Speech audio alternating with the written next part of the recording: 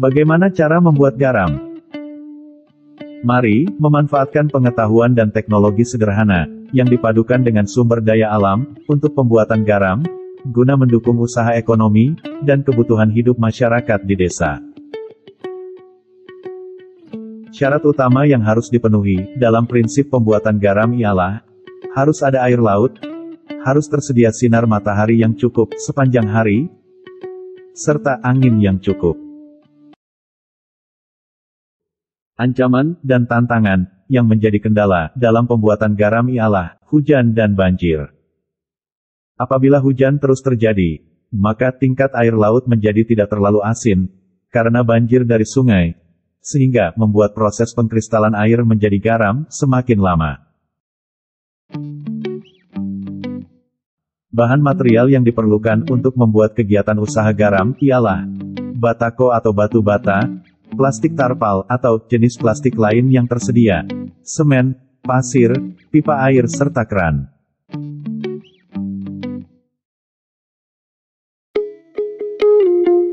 Cara kerja, pembuatan bak utama, dan petak penjemuran garam.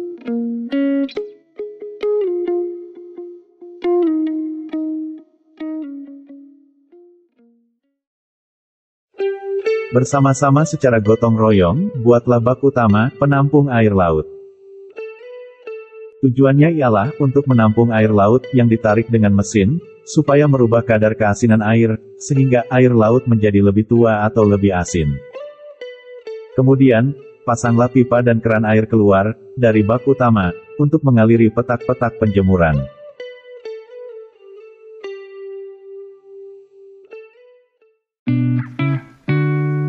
Setelah bak utama selesai dibangun, buatlah petak-petak penjemuran. Petak penjemuran harus dibuat sedemikian rupa, supaya datar atau tidak miring. Setelah sudah cukup datar, buatlah gundukan sesuai ukuran plastik yang akan dipasang, lalu bentangkan plastik dengan rapi. Kemudian, pada tepi plastik atau tarpal, susunlah batako atau batu lain, atau bisa juga dengan kayu atau bambu dengan rapi, mengelilingi tarpal pada petak penjemuran. Kemudian, pasanglah pipa dan keran air pada bak utama, supaya dapat mengaliri semua petak penjemuran garam. Proses terjadinya pembentukan garam. Dengan menggunakan mesin tarik air, tariklah air laut untuk dimasukkan ke dalam bak utama. Setelah penuh, biarlah air laut di dalam bak utama itu diam selama 24 jam, apabila cuaca panas atau terik. Namun, apabila cuaca mendung, maka harus butuh waktu lebih lama, kira-kira 42 jam, untuk air laut dibiarkan diam, sebelum kerannya dibuka, guna mengaliri petak-petak penjemuran. Ini sangat penting. Ingatlah itu. Setelah 24 atau 42 jam, air laut telah didiamkan dalam bak utama, maka bukalah keran pada bak utama, untuk mengaliri petak-petak penjemuran, secara pelan-pelan saja, sampai semua petak penjemuran penuh.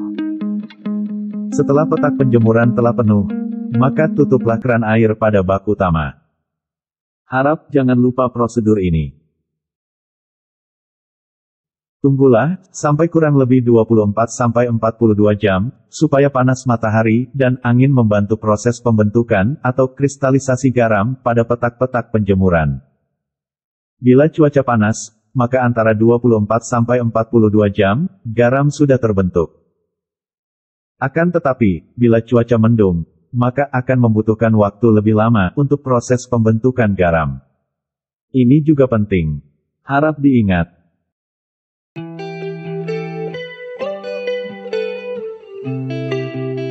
Setelah garam sudah terbentuk dengan sempurna, dan tidak berair lagi, angkatlah, dan kumpulkan, serta simpan, di tempat yang kering.